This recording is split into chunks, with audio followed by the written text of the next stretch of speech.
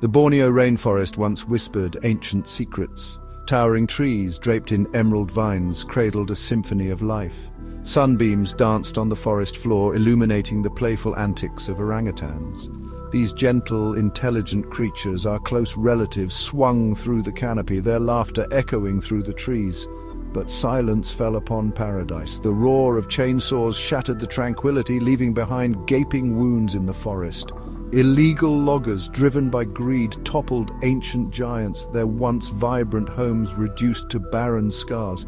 Poachers, their hearts cold and empty, preyed on the vulnerable, leaving orphaned babies clinging to their lifeless mothers. One such baby, barely a year old, clung tightly to his mother's fur. His eyes, wide with fear and confusion, reflected the devastation around him. He whimpered, a tiny sound lost in the cacophony of destruction.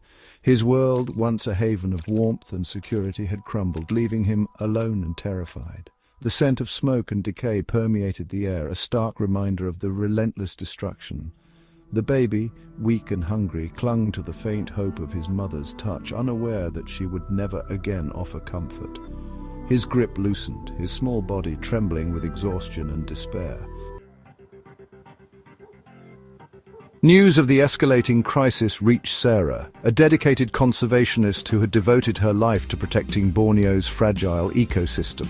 Her heart ached for the orphaned orangutans, their innocent lives shattered by the relentless greed of humanity. Driven by an unwavering commitment to their survival, she answered the call for help, her spirit ignited by a glimmer of hope. Sarah had spent years studying orangutans in the wild, their complex social structures, their intelligence, and their gentle nature. She knew that every orphaned baby represented not just a lost life, but a threat to the very existence of this critically endangered species. Time was running out, and Sarah was determined to make a difference. Packing her bags with medical supplies, milk formula, and a heavy heart, Sarah embarked on a perilous journey into the heart of the ravaged forest. The air hung heavy with humidity, the silence broken only by the distant calls of unseen creatures. Each step forward filled her with a mix of trepidation and determination, her resolve hardening with every fallen tree she passed. The plight of the orphaned orangutans fueled her every step. She envisioned their terrified faces, their tiny bodies trembling with fear and hunger. She vowed to be their voice, their protector, their lifeline in a world teetering on the brink of collapse. The journey to the orphaned baby was fraught with challenges. Thorny vines tore at Sarah's clothes, and the humid air made each breath a struggle. But Sarah pressed on, her determination fueled by the knowledge that a helpless creature depended on her.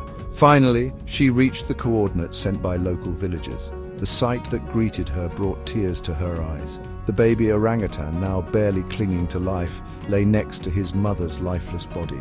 His cries, weak and desperate, tugged at Sarah's heartstrings. Gently, Sarah approached the traumatized infant. His fear was palpable, his eyes wide with a mix of apprehension and exhaustion.